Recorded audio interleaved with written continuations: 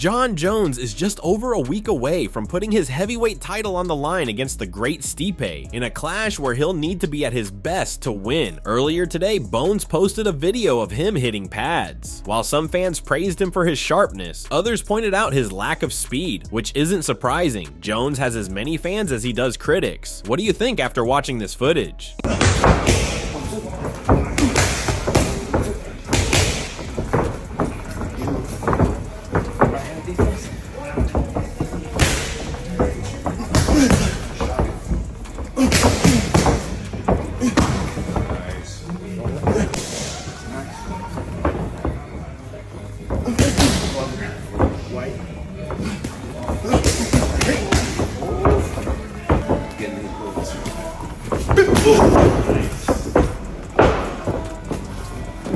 The upcoming fight between Jones and Stipe has fans intrigued, but opinions are divided. While the clash between two legends promises high stakes, many fans are also calling for a fresher matchup, one that includes rising star Tom Aspinall. Aspinall's recent performances have shown explosive speed, power, and agility, sparking excitement among fans eager to see a new generation challenge Jones. Some feel that facing a younger, dynamic fighter like Aspinall could create a more intense showdown compared to Stipe, who despite his legendary status is nearing the end of his career. This debate only adds to the anticipation as fans wonder what direction the heavyweight division will take next.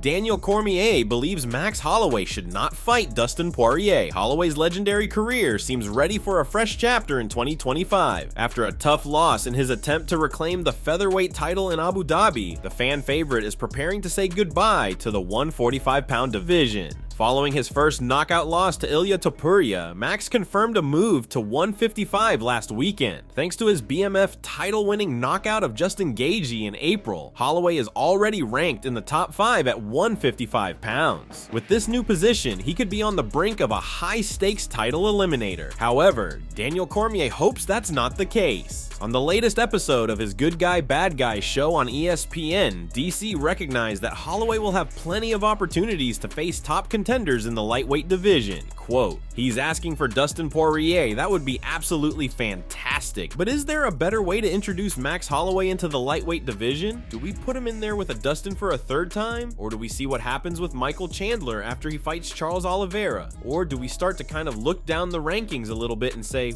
well, it would be fun to watch him fight a Rafael Fiziev. It would be fun to watch him fight a Benoit Saint Denis. It would be fun to watch him fight a Paddy Pimblett. I know that might not be fun for Max, might not be great for Max, but it would give him an opportunity to work his way back into contention without being in there with these absolute killers." DC continued, "Personally, I would like to see Max Holloway not stand across from Dustin Poirier, Justin Gaethje, Alexander Volkanovski. Something not as crazy of a challenge." Although Alex Pereira reportedly won't be headlining UFC 310 against top contender Magomed Ankalaev, he's been staying active outside the octagon. He's also recovering from a hand injury sustained mid-fight against Khalil Roundtree, which didn't stop him from securing a 4th-round finish. Surprisingly, Pereira's recovery seems ahead of schedule. Earlier this week, he took part in a body shot challenge with a Brazilian YouTube star. This stream was reportedly broadcast live across Brazil. Unfortunately for the YouTuber, Pereira, dressed in a bunny costume, absorbed the hits with ease while delivering his own powerful left hooks. We'll roll the clip in a few seconds. While this was supposed to be a fun video, the YouTuber appeared to be in a lot of pain, collapsing to the ground in agony. The MMA community wasn't impressed, with fans saying Pereira shouldn't have gone so hard on the YouTuber. Bora.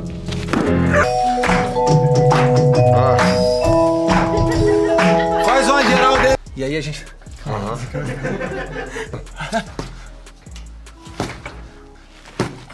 Tá bom, vambora. Ah, filha da... Os caras são muito filha da puta.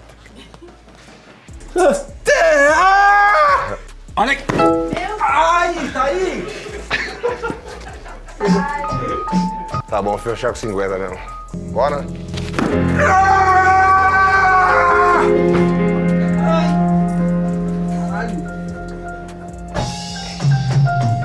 UFC 310 no longer features 2 title fights after Belal Muhammad was forced to withdraw from the main event due to a toe injury. While some fans are calling for the newly crowned champion to be stripped for inactivity, others are more focused on finding a new opponent for Shavkat Rakhmonov. Several welterweight contenders could seize the opportunity to step in and make their mark at UFC 310. Former champions Leon Edwards and Kamaru Usman are eager to re-enter the title picture by defeating a top prospect, while rising stars like Ian Gary, Sean Brady, and Jack Della Maddalena are looking to earn their first shot at the title. In a discussion about how UFC 310 should proceed, Michael Bisping suggested that replacing Muhammad could give Edwards a quicker path to his rematch. Edwards, while giving credit to the new champion after losing his welterweight belt at UFC 304, also admitted to feeling fatigued by the unusual timing of the title fight. Here's why Bisping expects Edwards to take a risk by fighting Rakhmonov at UFC 310. For Leon Edwards, this does everything. You beat Shavkat Rakhmonov, you are the man. You step up, you are the man. You beat this man that's finishing everybody. What does that do for you? Well, then you're right back in the title conversation. In fact, you will be probably getting a rematch against Belal Muhammad. He wants to get his hands on Belal Muhammad once again. He wants to right the wrongs. He wants to prove to the world and himself that he's the better man, but more importantly, to get back to becoming the welterweight champion of the world.